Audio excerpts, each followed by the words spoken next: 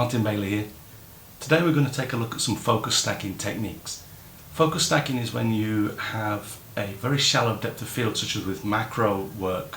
With macro, even at f11 or f16, you only have a few millimeters of depth of field. So if you want to get a subject that's maybe 5 centimeters in depth, all in focus, you have to shoot a number of images and then stitch them together in Photoshop.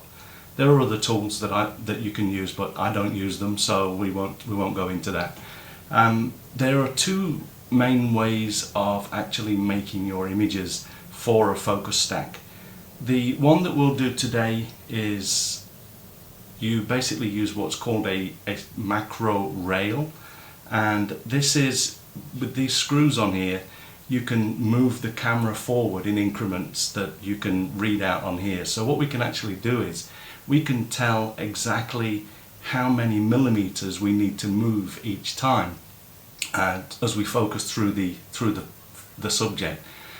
You can also do this by simply focusing on, I usually start at the back of the subject, the furthest point that I want to be in focus, and move forwards. I know that it doesn't make much sense, but I just find that Photoshop has a better job of doing the stitching, the stacking and the focus, the masking and everything if you start from the back. So basically, if I want to get this whole flower in focus, I would focus at the very back here and then just incrementally move through about 5 millimeters at a time until I get to this end of the flower.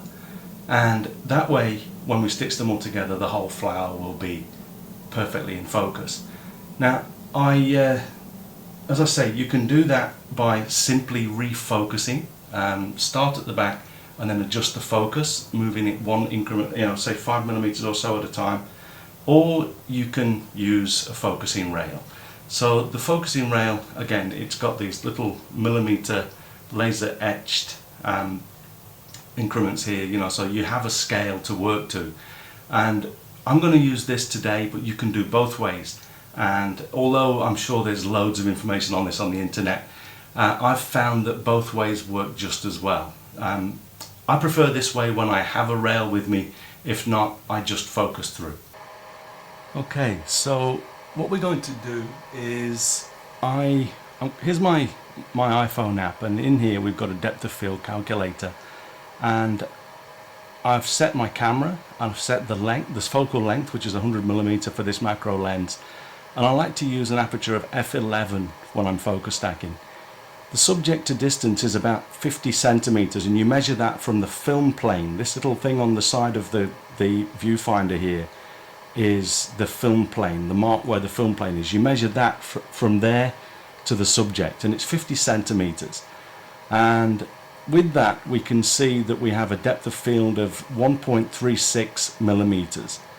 And from that, that's based on a print at 8 by 10 inches.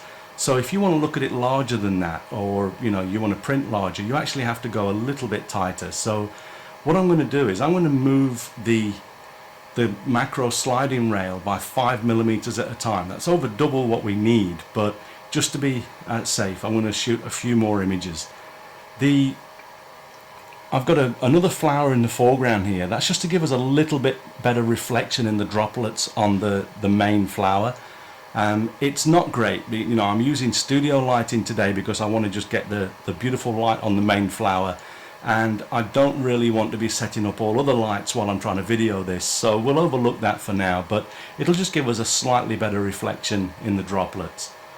And remember that you need to put your camera in manual focus. If you don't, every time you either release the shutter, or I'm actually going to use a cable release so that we can do this without getting any camera shake.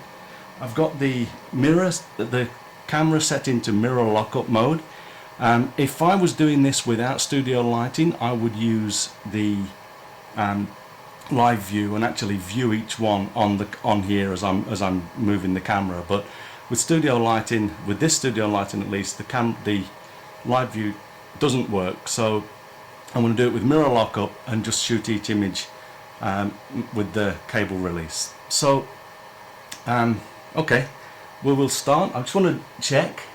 I've got, right now I have the focus on the very back side of the flower, the furthest petal that I want in focus, the furthest petal on the flower from the camera. And we're going to shoot the first image. Okay, we see it come up on the back of the camera here. And then I'm going to move the sliding rail 5mm. So here we go. There's 5mm and shoot another frame. Okay, and we're just going to repeat that until the focus is on this side of the flower.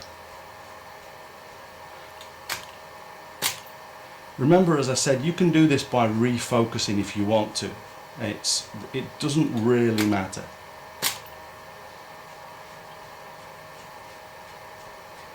Okay, keep going.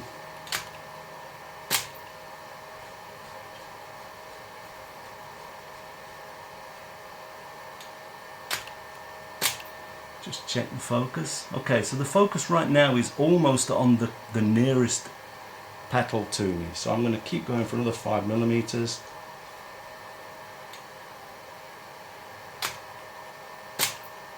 And one more 5mm increment, see where that takes us. That's actually now just at this very, maybe past.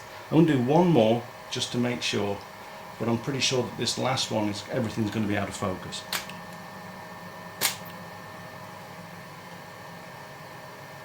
Okay, so looking good. Let's take a quick check on the back of the camera.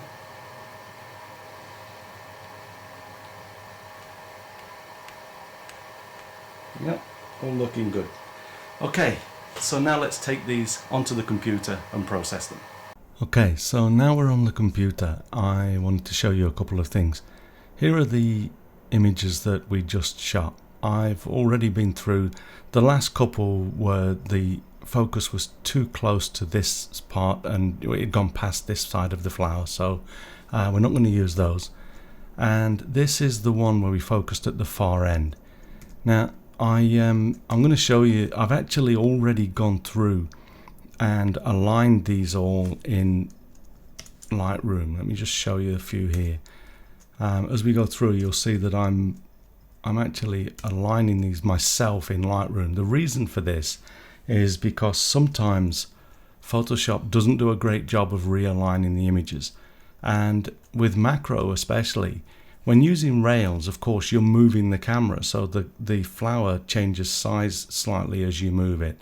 But also, if you use the focusing, when you just adjust the focus without moving the camera, with most macro lenses, you're actually changing the magnification anyway. So the size of the flower changes.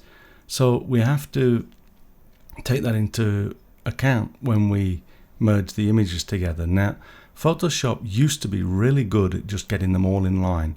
And Photoshop seems to have got a little bit stupid over the last couple of versions.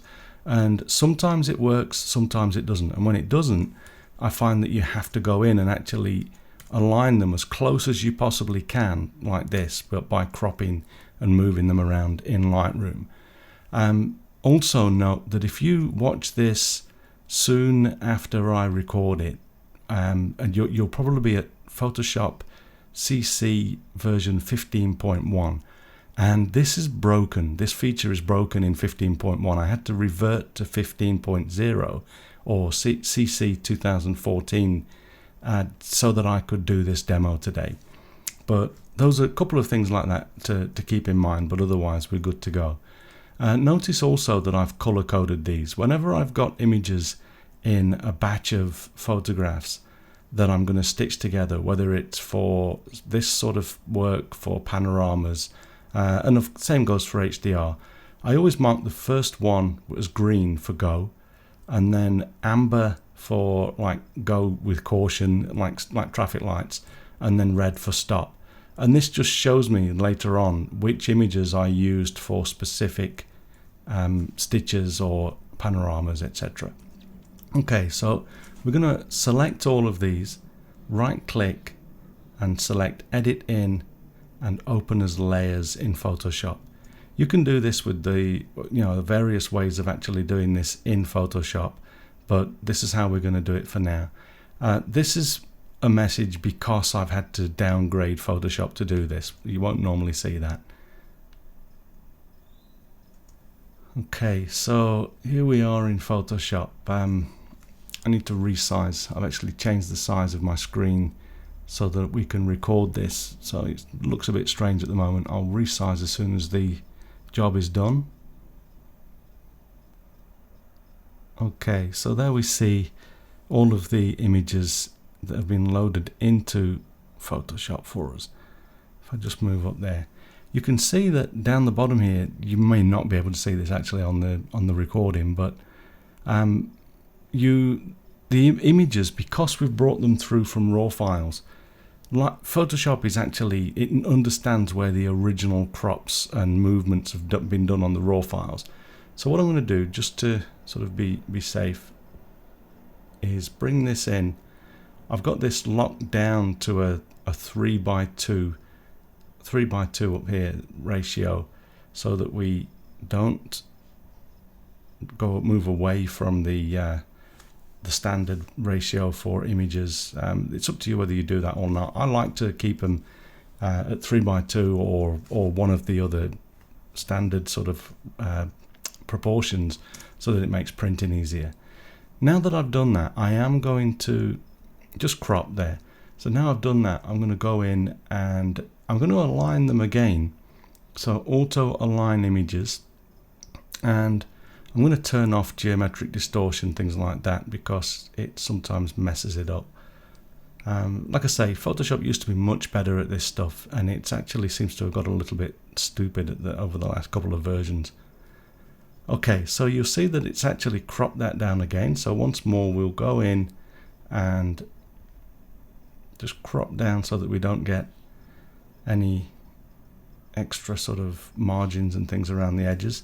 Note that when I'm using this technique, I just shoot a little bit wider than normal because I know I'm going to do this.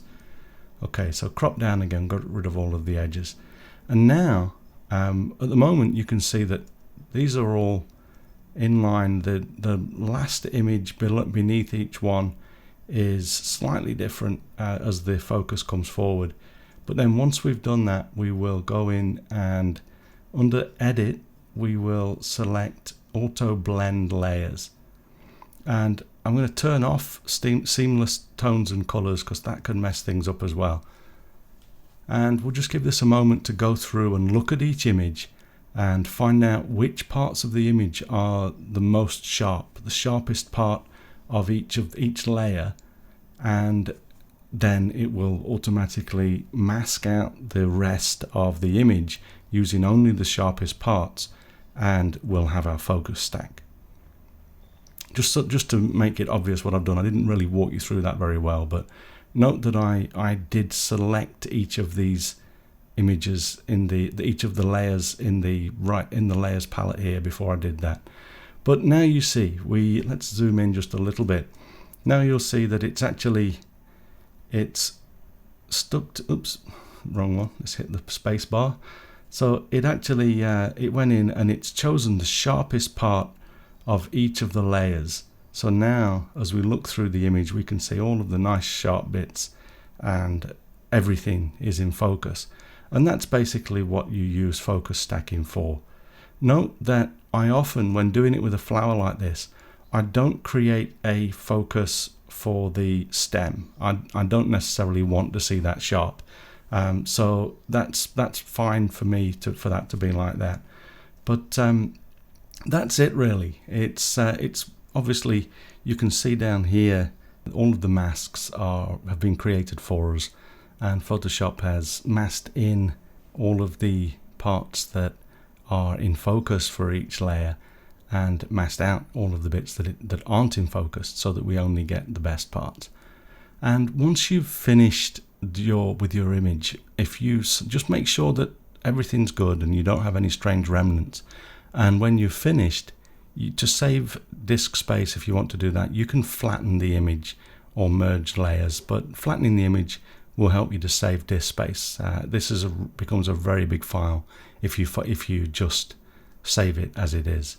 Okay, so that's it. Thanks very much for watching today. Remember, you can find me over at martinbaileyphotography.com. I've got the podcast there with over 400 podcasts, and we've got tours and workshops and all sorts of other goodies. And you can find me on Twitter, Facebook and Google, etc. And all of the links for those are at the top page here, the top of the right sidebar if you go into many of the blog pages, such as the blog posts, etc. Okay, well, thanks very much for watching, and I hope to see you online, and either way, I'll be back next week with another episode. Thanks very much. Bye-bye.